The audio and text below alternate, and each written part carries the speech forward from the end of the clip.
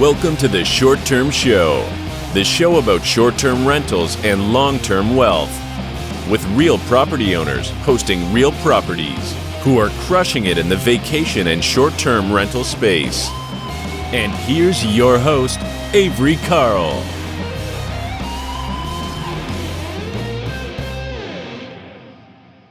Good morning out there, all you short-term shoppers. It's Avery Carl, and I wanted to give you guys a quick reminder about something that I don't think I've done a good enough job of keeping you aware of.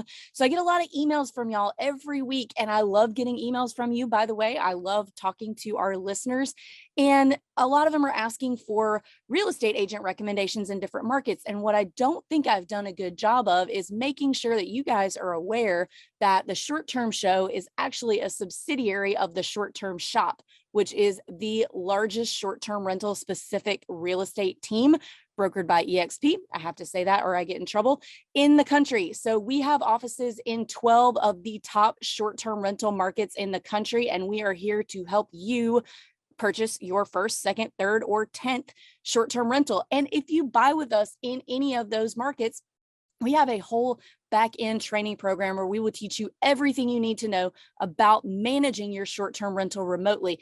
Everything from setting up your Airbnb and VRBO listings to teaching you how to use all the property management software that you'll need, all the way down to helping you source your local boots on the ground like cleaners and handymen. And we have some awesome Facebook support communities that we want you guys to be a part of, where we all share ideas and information about managing our short-term rental, which short-term rentals, which markets are the best, what we're doing next, and all of that really fun stuff. So if you want to be a part of the Short-Term Shop community, if you want to buy a house with us, we really want to help you guys. So head on over to theshorttermshop.com and click schedule a consultation. We'll see you there. If you invest in real estate or manage properties, you need banking that's truly built for your business. Many traditional banks make it difficult to sync banking information across many of the personal finance platforms that we as real estate investors use every day. This is why I recommend Relay. Relay is an online banking and money management platform that's a perfect fit for any real estate business. First, there are no account fees, no overdraft fees, and no minimum balances, which means you get to keep more money in your pocket.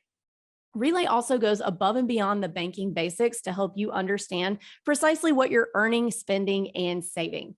You get up to 20 checking accounts to organize and allocate income for things like day-to-day expenses, investments, or taxes. And if you have multiple investment properties set up as separate business entities, that's no problem. Relay lets you open unlimited accounts and access everything from one single login. Best of all, Relay makes your bookkeeping speedy and meticulous by giving you ultra-detailed transaction data and directly syncing it back to QuickBooks Online and Xero. The ability to have so many separate bank accounts and allocation options in my user dashboard has really transformed my personal banking experience. I will never go back. It takes 10 minutes to apply for a Relay account, and you can do it online at relayfi.com/theshorttermshop.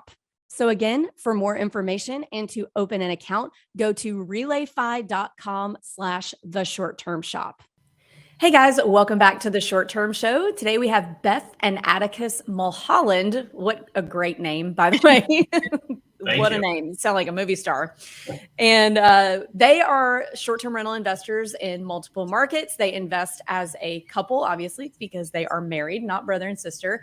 And I know the listeners really like to hear the couple stories, because a lot of times one person in the relationship is all about real estate investing and the other one has to be convinced. So we'll get to that later. But thank you guys so much for coming on. How's it going?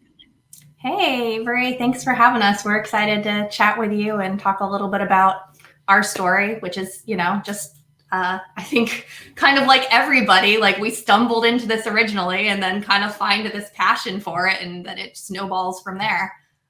But yeah, we're excited to chat about it. Yeah, thank you. Awesome. Thank you so much for having us on. Yeah. I'm really excited to hear y'all's story, or I know it, but I'm excited for other people to hear it. So let's start off by just telling us a little bit about yourself and how you got into real estate investing. Yeah. So, we were talking a little bit before we started recording about how one person's usually an initiator, right? And that was not me. That was 100% him. he's been the person from the get-go who had like the big financial vision and, you know, like these are the things we do to help ourselves down the road, to have good retirement, all this stuff. And I'm just kind of like, yeah. Like, let's go to the movies, you know, spend the money, have fun. And it took a little while for me to really see the vision of real estate investing. But it probably really kicked off when we moved from high cost of living area, Boston, Massachusetts, to lower cost of living at the time, Dallas, Texas. And we were able to buy a house that we would never have been able to buy up here. And it started to click in my head a little bit, this stuff he's been talking about, like there's something to it. Like, you know, when you can leverage real estate. We had grand plans to kind of rent the first house we bought and move into another one. Of course, like everything in life, those kind of got shot to hell. And we ended up moving back to Boston, back to expensive cost of living, and ended up shelving our plans for a little while until we stumbled across Bigger Pockets, got really into listening to some of the episodes. And then we actually stumbled across you and learned about the Sevierville market. And I knew a tiny bit about it because my family had a place about an hour away. But we really just, you know, we saw the numbers and we were like, you know what, like, let's do it. Let's go for this. Let's jump in. Let's finally make that move. And I was convinced at that point. And now I think I probably love it more than even he does. You definitely like the management aspect of it. But yeah, I think, you know, we kind of stumbled into short-term rentals to some extent. You know, at the time, when we first started looking, I think we were, you know, kind of more set on like small multifamily, and then, you know, kind of looking at the returns and what we could do. And, you know, I think like Beth said, I think Bigger Pockets was part of our, you know, motivation. There's a lot of reading on there and trying to learn as much as we could. And then, you know, setting up a call with you, and then, you know, kind of just went from there, and then just kind of expanded our portfolio from there and just kind of continued building on it. Got hooked. Yeah, definitely. It's hard to stop once you start. So yeah, once you get over that hump of being able to get like one or two properties, and then the down payments kind of you know, kind of start rolling in, it really gets a lot easier. But let's talk about what's in your portfolio. What do you guys have? Yeah, so that first property we bought right at the beginning of 2020, right before the pandemic. And I know a lot of people have kind of said this, you know, it's like, oh, we didn't know what was going to happen, and it ended up being a great thing. But so we have a 1-bedroom cabin in Sevierville that we bought then. Following year, we bought another 1-bedroom in Sevierville. And then this year we branched out and bought a 6-bed in Corolla, North Carolina, so Outer Banks, and added also a studio cabin in Sevierville. Okay, so that's 4 total. Did I count that right? Yep. All right. And what are the bedroom counts of all those? I know 6-bed and the Outer Banks. Will hang tight on that one. What are the other 3?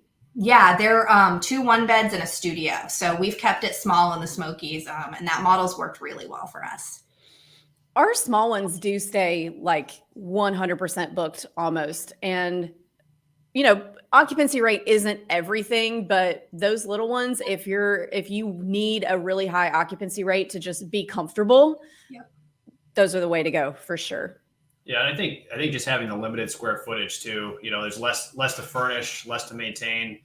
We've done a fair amount of work on our proproperties. A lot of it, you know, we did ourselves. And it's just the 1-beds are definitely very manageable for people. You know, as you first get into it, it's, you know, going and when we went to furnish that 6-bed, I mean, it's just a lot. There's just a lot there, you know, where it's, you know, with a 1-bed, it's very manageable. And even for people who are new at it, you definitely can kind of just dive in and just get right into it. And it doesn't take quite as much effort or knowledge of what you're getting yourself into. You can screw up a little more too and have room to. Totally. So let's talk about, so you've got 4 in a relatively short period of time. How are you financing these? Yeah, absolutely. So as you kind of touched on, like the first one's always the hardest. You have to figure out like how you're going to pull that money. Because if you just had a bunch of money sitting around, you probably would have been doing this already. So the first one, we did take a 401k loan, and we used that to finance the property. And luckily it was very turnkey, despite the fact that we got a pretty good deal on it. So we didn't have to put much into that one, and made it kind of an easy, you know, entrance into this world. And then we were able to get the second one with the first year proceeds from the first one. So we took basically all the money that we made that first year on our first cabin and used it to buy the second cabin. And that one we did do a rehab on that we self-financed, and then we just paid ourselves back with proceeds. Okay, so your first one, you took a 401k loan, and then everything else after that, you've just used the income from your previous ones to buy that. Okay. Yeah, pretty much. We've rolled everything forward. We haven't really started taking any money from our properties yet.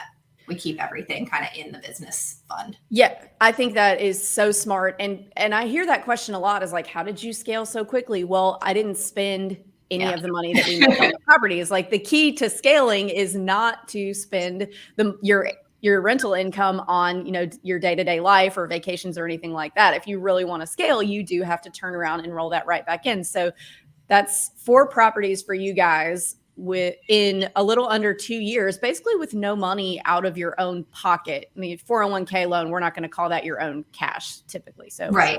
Yep. Yeah, some of the rehab, we did put some of our own money into, and furnishing the properties and stuff like that. But a big chunk of it, like you said, is just rolled forward. And I think that is a really important thing for people to know, because I think that's a question that comes up a lot. Is how do people move so quickly on so many properties? And it really is just kind of keeping your personal life the way it is, and it's somewhat kind of delayed gratification, right? We're not taking money out of the properties right now. All that money is being reinvested into the business to either upgrade the properties or buy additional properties, and that's just a huge part of it. And part of it's part of the mindset too of how are you going to scale and how are you going to build your business.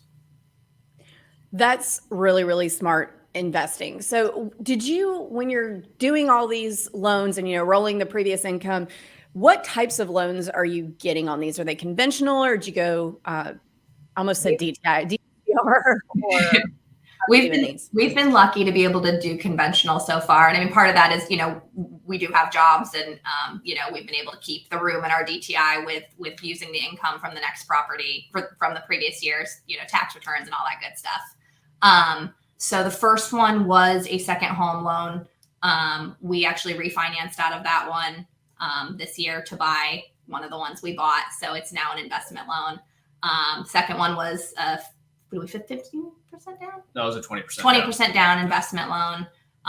And then the 2 we bought this year, we'll talk a little bit more about Outer Banks with you, because I know you want to touch on that. But that one was a second home loan. That one has a lot of personal appeal to us as well, which we'll talk about. And then the last one was another investment, 20% down. So they've all been conventional. So something that I really want to pull out of you guys' story for the listeners right now is you guys have kept it really, really simple. So it does not have to be this big, difficult thing where you're having to do all this creative financing and partnerships and all this craziness. You just bought a house with a conventional loan, kept all the money that you made on that one, and bought another one with a conventional loan, which I think a lot of people overlook that about short-term rentals, is that they're so easy in terms of being able to get, like, it's a lot easier to go get a conventional loan on a single family than it is, like, say, even like $1 million single family. I guess jumbo isn't technically conventional, but stay with me, guys. So $1 million single family is a lot easier to finance than like $1 million 7 or 8 unit. Yeah. So yeah, you don't have, I think so many people get so into real estate investing and listening to all the podcasts and reading all the books and listening to all these people's different strategies. And a lot of people have crazy strategies that with short terms, you can just buy in markets where it's going to come furnished and get a conventional loan on a single family and just go. So I really, really like how simple you guys have kept it. You've still been able to scale pretty quickly, and it doesn't have to be that hard. And I think you guys are a really good example of that. I'll give all the credit for the simplicity to him. He is the mastermind of all of that. I am the one who's like, ooh, what can we do creatively just for creative's sake? No, Yep. Keep it simple. I think there's a lot of people out there that want to be creative just for the sake of being creative. Do it, right? Yeah, I think it's been talked about too on some of the other episodes of the short-term show, but the cheapest financing you can get is conventional mortgages. If you can afford the down payments, the cheapest financing you can get up to the limit is going to be a conventional mortgage. And I think it helps too to just, to talk to, whoever you're working with in terms of getting mortgages, and just run them through your numbers, see if they can make something work for you. Yeah. And don't automatically assume that just because you already have a number of, of mortgages that you're not going to be able to get another one. I think when we went in early this year, when we bought the 2 properties, that was kind of our thought. We're like, oh man, there's no way we're going to get another one of these, but going through 2 back to back. Yeah. Going through the numbers and everything. And, at the end of the day, it worked out. And, it's not as difficult necessarily as sometimes we like to think. And, there are ways around having to get too creative with the financing if you have decent credit, and, just go to those resources that know. Yeah. And Totally I think agree. keeping our W-2 income, or well, him really, I've been less consistent, but, having that until we kind of reach the point where we're ready to start drawing from the properties, that makes it easier to keep getting those easy conventional mortgages. Without that, it would be hard. Another just very people totally overlook this. Keep your W-2 as long as you can, because that W-2 is what's helping you buy more properties. The longer you keep it, the more properties you can buy faster. I know the goal is for everyone to quit their job, and I totally get that. I've done it myself, but you kind of are building this fortress of cash flow around your W-2, so that eventually you can just, pull that W-2 out of the middle of it and you have all this cash flow. So I think that's also a really smart thing that a lot of people just try to get too creative and say, okay, I have 2 properties, I'm netting $50,000 a year, I'm quitting now. And Right. I think that's really smart to keep your W-2 as long as you can. You guys are have done everything perfect in my hardly perfect. I say it helps to have a W-2 you like. I mean, that's definitely part of it. I definitely like his because I've never liked mine. So me either. Me either. All right. So we talked about financing. Let's talk about choosing markets. So you kind of talked about how you chose the Sevierville market when you said, okay, I think I want to buy in a new market. How did you choose Outer Banks? Yeah. So there was a lot of personal draw here. We weren't necessarily looking for a market that we felt personally connected to, but we ended up, we were, last year the pandemic was still going pretty strong in the winter. And so for Thanksgiving, I was pregnant. I was probably 20 weeks pregnant. And so we were like, you know what, let's just give you a getaway, just us. Let's go somewhere low key, last kind of getaway for us. Let's rent a house on the Outer Banks. So we did. And took the dogs and had a great time, even though the beach is dead. It's kind of my favorite time of year there. But got away to the Outer Banks. We're like, this is a really cool area. Why haven't we really looked at this yet? And I was like, I think Avery even mentioned something about maybe the Outer Banks is coming down the road. So I was like, let me just email her. It's Thanksgiving. She won't get back to me, but let's just see if that's coming down the pipeline. I'm pretty sure you emailed me back on Thanksgiving.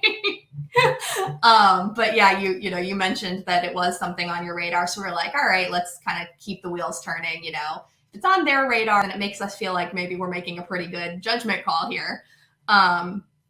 So I guess it was about a month late. It was Christmas Eve. We ended up connecting with Meg. Shout out Meg. She's amazing.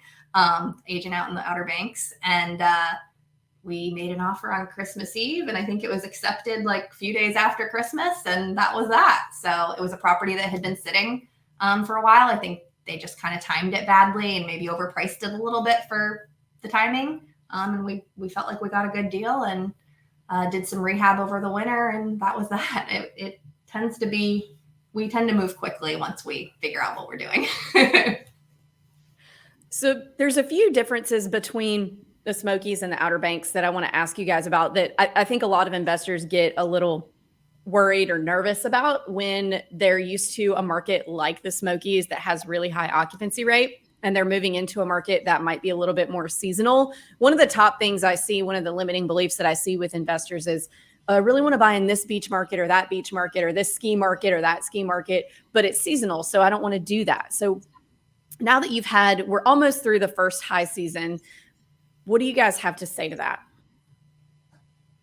You want to jump on that one? Sure. I think it's definitely true. I mean, you have to understand the seasonality of the markets. I think you mentioned it earlier that, if you have, the small properties in the Smokies, right, they stay pretty much 100% booked or close to it. Your occupancy rate is very high, even if your ADR is lower. But I think, number one, for us was kind of just trusting the numbers. we have obviously some experience in the Smoky. So, just trusting the numbers that you have and then using, all the resources available to you, like the air DNA data is definitely, a part of that. It's not the only piece of the puzzle, but it's part of it. And then just planning for the slower times of the year. It definitely takes, some restraint, I guess, in planning. You see all this money coming in the high season. But it's, some of that needs to be set aside for, your January, February, March, which is going to be the slowest time in these beach markets. And also just, I think the other piece of it too is just being ready for high season, right? Like the property's booked every single day, Sunday turns every single week all the way through summer. I think Luke's mentioned that a couple of times on some of the groups too, is, in the summertime is not the time to be trying to get stuff done at a beach market. It's not going to be the time to try to get stuff done, and say like your ski market in February. But just planning everything out so that everything's ready to roll. You've done all of your preventative maintenance, and hopefully you have a pretty smooth summer season. And the off season, it's really getting ready for the next summer season. For us, we plan to use the property a little bit in the off season. Like Beth mentioned, we like that time at the beach when it's a little bit quieter, and I think we can get can use the property for ourselves as well. But it's definitely different, and you got to be ready for it, because it's going to be there's a period of time where it's just dead, and that's to be expected, and it should be planned for as well. Yeah. And I mean, we will be, by our projections, we'll be negative a few months. So it is about, saving money. It's not just that you're not going to see cash flow. It's that you're actually going to have to pay bills. And so, I think just, it really just does come down to knowing that, being aware of that and planning accordingly. You're still making the same amount of money at the end of the year. So as long as you've made your numbers, you've run your numbers correctly, and you've planned and you've got enough to get you through that slow season, I mean, it really should just be an opportunity to do the things you've been wanting to do all summer, right? Like to make that backyard awesome and to get that extra landscaping done and to repaint the house and all that good stuff. And like, then it's not stressful because you knew that's the way it was going to happen. You knew those months were going to be empty. Yeah, I think where a lot of people get hung up is that I'm going to be negative in January and February. Like I might have one booking in that month, but I'm still going to have to pay my bills. I think people get so hung up on that they miss the bigger picture of, well, yeah, but you're $75,000 positive for the entire year. Yep. Right. And I think it's good for people to acknowledge that. I mean, it is the reality of, any of these more seasonal markets. And, unfortunately not everything is the Smokies. The Smokies is a great market. But there's other markets out there too that are good, that are great vacation rental markets and perform well. And I think, one of the things that we've always looked at is just sticking with those established vacation rental markets. With the Smokies, the Outer Banks has been, a vacation rental market for a long, long time. A lot of the properties are with property managers in the Outer Banks, but, there's a lot more people, I think, coming in and self-managing now. And I would say the level of properties is going up, but it's been established for so long. Yeah. And it's always a destination for people on the east, in the eastern part of the U.S. Yeah, I mean, I don't think it's any secret that I prefer established vacation rental markets to other types of areas. Not that other types of areas don't work. The way that I do things has worked for me. So that's what we talk about a lot here, is not having to reinvent the wheel.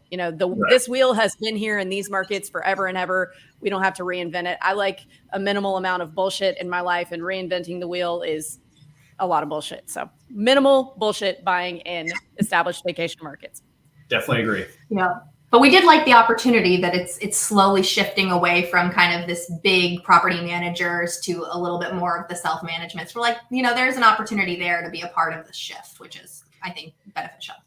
Yeah. So let's talk about that for a minute, because the most recent market that I bought in a short-term rental in is the same way, down in the Forgotten Coast. So yes, it's very established as a vacation rental market, same as Outer Banks. So these areas, they've been vacation rentals forever, but there's not a lot of like self-managed data. There's really only data on, or even if there is data on, these big archaic property management companies that manage the majority of the properties in that market. So it makes it a little difficult when you're trying to analyze as a self-manager what, how well you can do versus what you're seeing in the market, because there's just not a lot of self-managers yet. So to me, that's a big opportunity for myself because I know what I can do versus what a big archaic management company can do. So I like that. That's an opportunity for me. But a lot of investors want to see, that they need that comfort of seeing a lot of self-managed data. So how did you guys kind of get around that?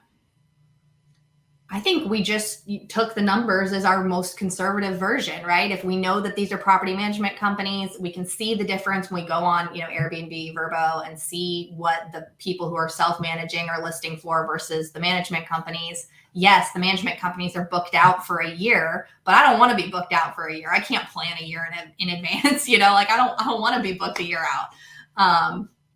So I think for us, it was like, all right, we just know that these numbers are likely very conservative. So if these numbers work, then we're golden.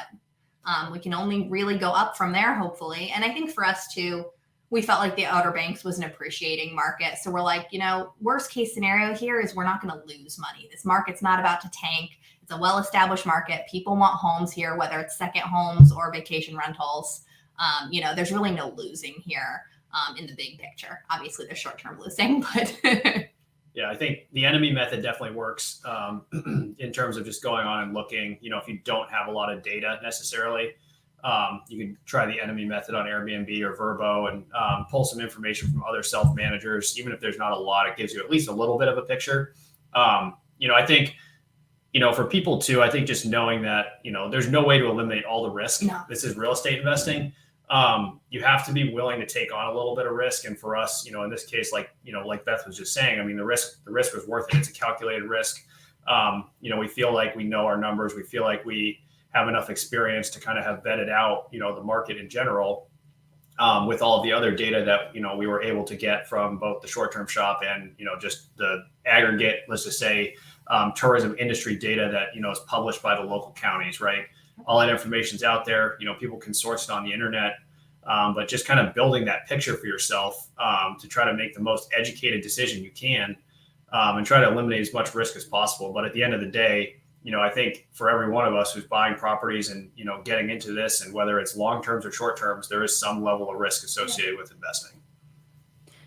Totally agree. And I see some people that'll get hung up on, oh, well, I need to know there's like zero risk. I need a zero risk investment. And it just doesn't exist. It doesn't matter what a great deal it is. It could be the best deal that any real estate investor has gotten in the entire century. There's still going to be risk associated with that. And you still have to manage that. And you still have to manage the way you're going to manage the property, whether you're self-managing or whether you're putting it with a property manager.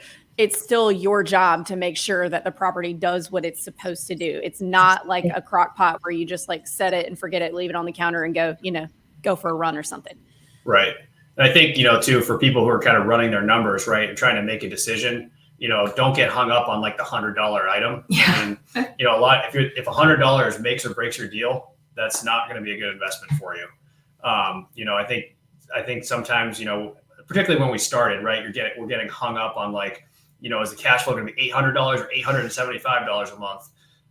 And there's these little things that, in hindsight, are really not that big of a deal. Like a $5,000 repair, I mean, in the grand scheme of things, is really not that big of a deal.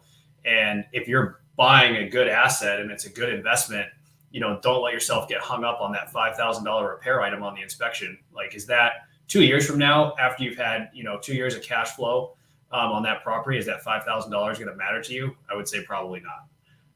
And it's those type of things that particularly when you start, you can definitely get yourself psyched out that, okay, this is not a good deal. I'm not going to buy it because of this. But in the grand scheme of things, you might have profited, $30,000 a year for 2 years, and that you're not even thinking about that anymore. It's very easy for us to say, isn't it, when we're not the ones that are hung up on the $100. I remember being hung up on the $100, but I wish I could have told myself. Back then, like, just chill, stop with the panic attacks. It's going to be fine. It's not going to matter.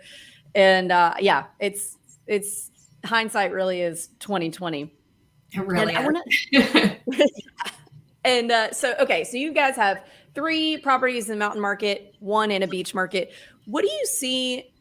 Do you see a difference in guest expectations between your Smokies guests and your Outer Banks guests? Because I hear some people who own in different markets. Like our friend Siobhan, who's been on the show before, she owns in the Smokies, and then she owned a few in Scottsdale. And she said she hated the Scottsdale ones because the guests were just so picky compared to the Smokies guests. Do you guys see any difference there, or is it roughly the same? So I do see a difference, and it's a little hard. Like, I think part of it is beach versus mountains, and I think part of it is the size of the properties. Because I do see, you know, people with larger properties in the Smokies, I think, have things that are more comparable to our larger property in Outer Banks. So there's a little bit of both pieces of that. But I will say, I think people are very laid back in the Outer Banks for the most part. I think people in beach markets are a little bit, you know, when they're doing that week-long stay, because we do full week stays only in the summer in that market. That's just what people do.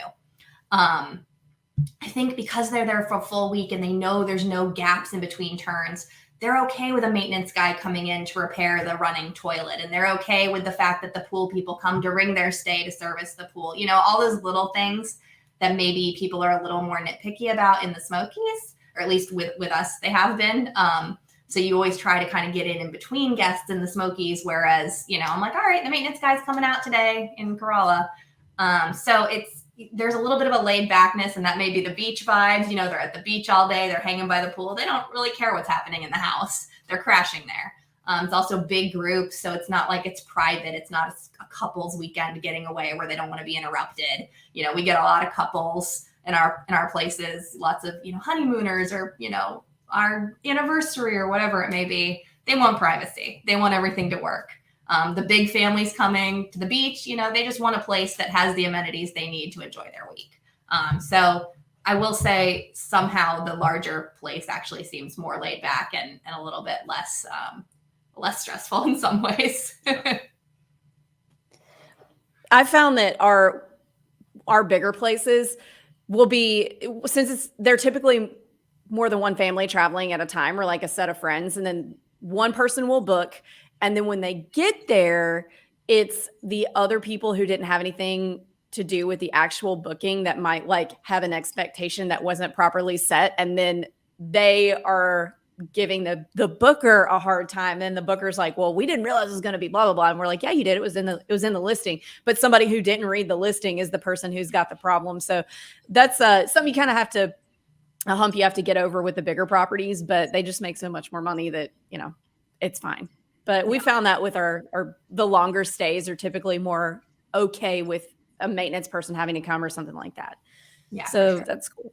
Do you see anything maintenance wise that, I know in the Smokies, you know, having to deal with a hot tub is definitely like a maintenance item that comes up a lot. Is there anything like that in the Outer Banks that you kind of have to keep up with?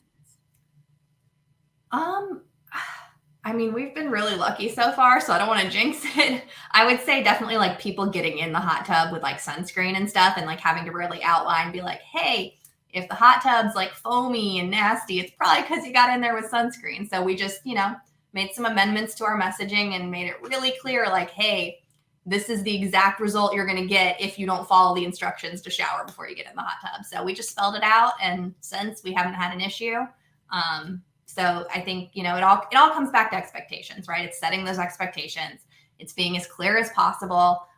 You know, I think a lot of people have talked this year, I've seen in various groups, about the refrigerator issues, right? People putting in a bunch of warm beer, a bunch of, you know, brand new food from the store that may or may not have been cold, and then being surprised that the refrigerator is lacking.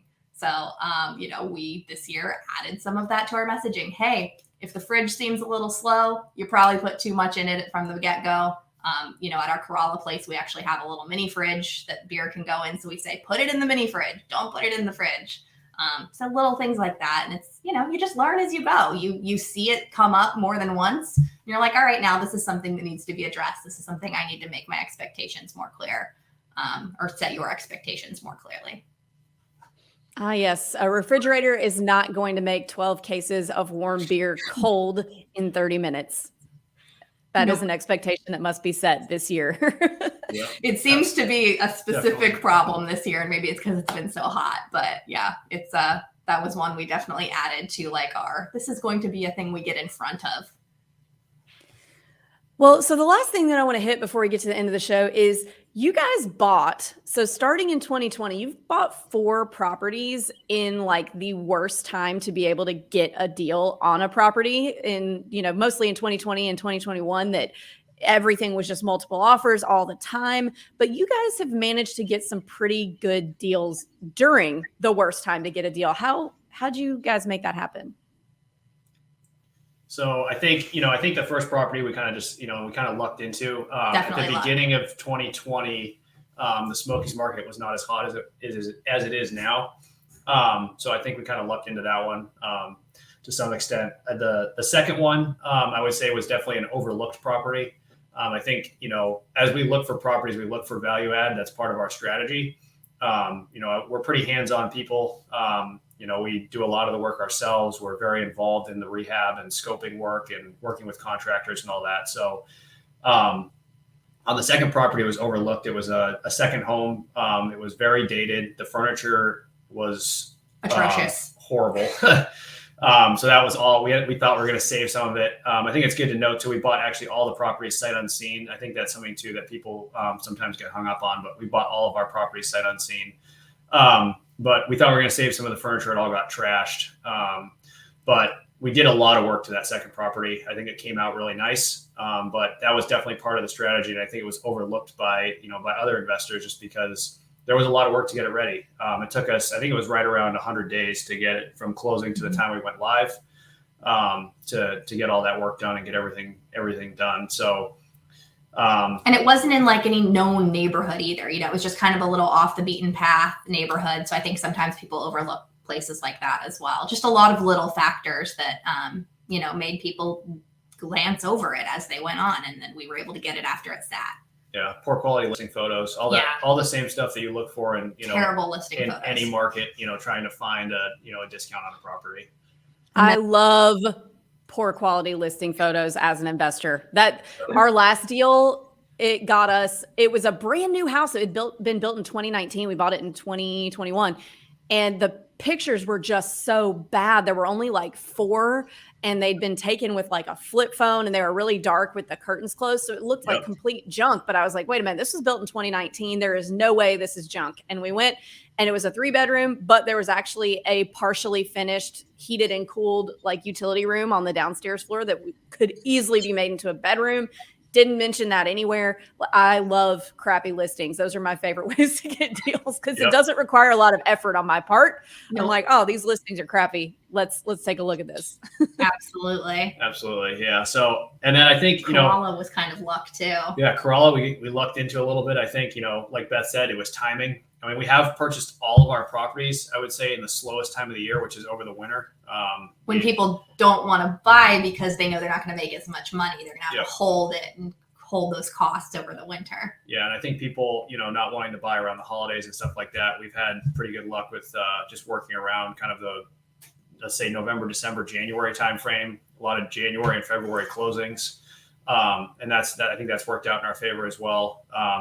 I would say the house in Corolla was kind of dated. A lot of needed a lot of updates, older furniture. Again, I would say that the listing photos were not very good.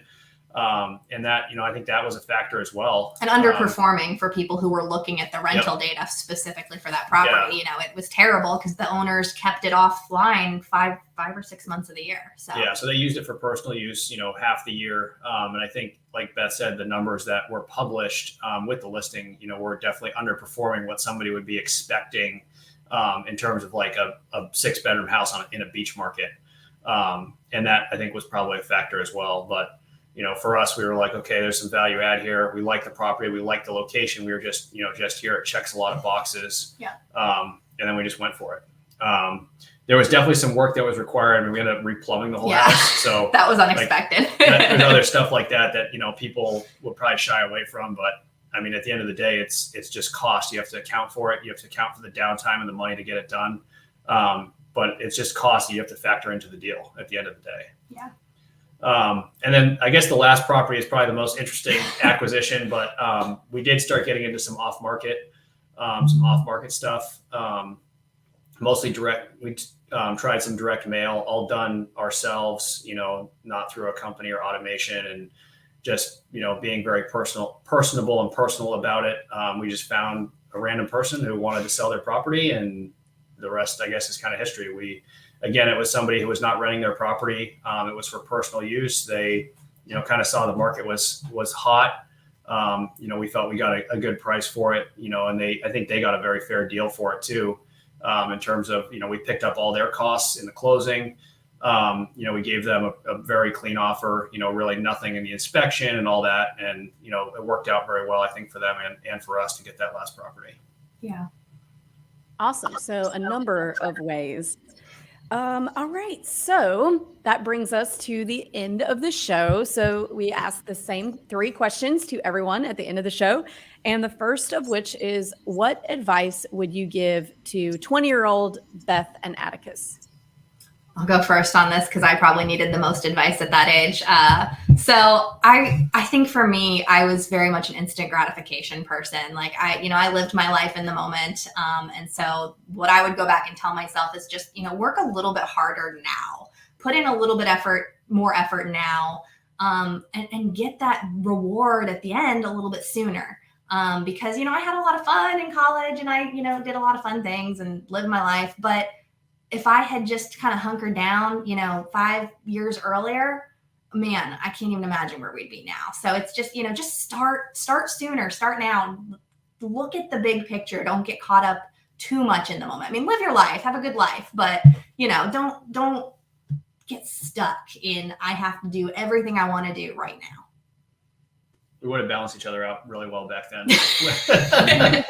So we didn't know each other when we were 20. No. But, I think, for me, it was, I wish I had started investing sooner. I think I had the ability to do so earlier in my life. I spent a lot of time working and trying to just build for myself, and then, obviously build for our family now. But, I think investing sooner, and just not the limiting belief I think I had at that time was, I needed a ton of money to do this, to invest in general. And trying to save up, like hundreds of thousands of dollars to try to invest you don't need to do that. You can get started with a lot less than that. I think, you have to have some money. You got to have something, you got to have reserves and all that. But, I think that's definitely a limiting belief, and something that I was caught up in, was just kind of waiting for that perfect time to get in. Totally agree with that. Great advice. And number 2, what advice would you give a new investor who's getting started today in 2022? I think you got to start with your mindset. It really does all come back to mindset. So if you just see like an opportunity and you, kind of have like that ADHD brain, like, ooh, let me try this thing, right? And you don't like think about the big picture of it first, then you're more likely to crash and burn. So for me, it started with getting in that mindset of like, what does it take to live a lifestyle that allows you to invest, that allows you to then move those investments forward and think about this passive income, these multiple streams of income, because it is a different lifestyle. It's not the norm. It's not what most people are doing. So you kind of got to get in that headspace first of like, okay, I'm breaking out of the box. I'm doing something different. These are my goals. This is my why. And then I'm going to build the path forward from there. Yeah, Also great advice. I think definitely just start somewhere. Jump in. I think, we can wait around a long time for that perfect opportunity. But, as a newbie, I think in hindsight, like that first deal is definitely the hardest. And once you kind of get over the hump, things tend to move a lot more easily. You really can navigate much more quickly.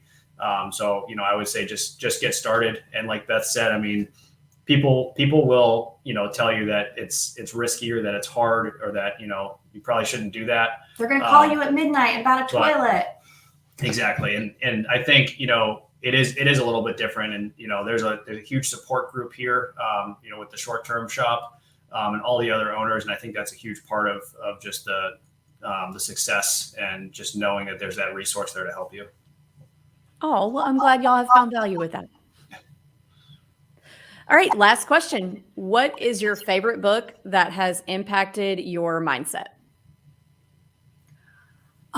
So I know there's a lot of great ones out there, and so many of them have already been recommended on this show. So I'm going to go a slightly different direction. Going back with just the mindset in general. I really enjoyed Glennon Doyle's book, Untamed. And I think as a woman, especially in this field, like it can be really daunting.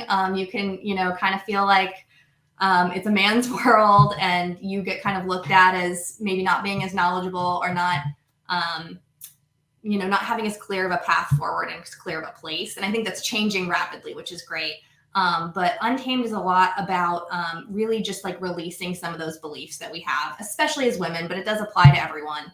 And really thinking about, building the life you want without the boundaries that have been put in place by society, right? So, not feeling like you have to stay on this path because that's the right path. Finding a path that makes sense for you, for your family, and for us, real estate investing has been a huge part of that. Awesome. Nobody's recommended that one yet, so I'll have to check it out. It's a good one. I think for me, Extreme Ownership was a big one for me by Jocko Willink. I think Luke's talked about that one a little bit as well. But I think it's a really great book. It really kind of brings everything back to, self-reflection, being really responsible for where you are and where you want to be. And just reminding yourself that we kind of own the outcome of where we're going. If you want something, if you want to do something, then, we're responsible for making that happen. Like we have to put a plan in place. We have to execute that plan. And then whatever those results are, whatever that outcome is, that's what we have to live with. And I think it's really important to just have that as part of your mindset going in, that we are like, each person is building what they want to. And that's a huge part of it for us. Another great recommendation. All right, guys. Well, is there anything else that you feel like you meant to say or that we didn't touch on that you want to say to everybody before we go? I guess really just, there's no perfect way forward and there's no one right way to start or one right way to do things. And that's one of the awesome things we've gotten out of this show is just hearing a million different ways to approach something. And we're just average people. We started as average people and, we put a plan in place and we've just done our best to follow it. So I think, don't get that shiny object syndrome.